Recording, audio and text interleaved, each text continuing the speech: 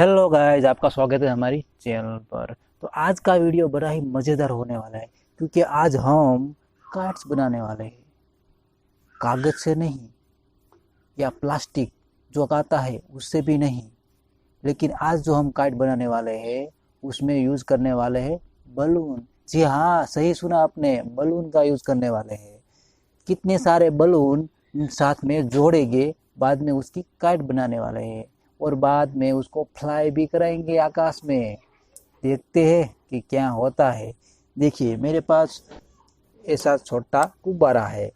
इसको मैं, देखिए, इतनी साइज का गुब्बारा है। इसको इस साइज में रखना है। देखिए, आप इस साइज में रखना है। बाद में इसको कर देना है यहाँ से पैक। देखिए, इस तरह से पैक हो गया। और कैंची से जो ज़्यादा जो वजन गिरता है काइट्स पर उसको काट देना है। देखिए, इसको काट देना। 15 minutes later.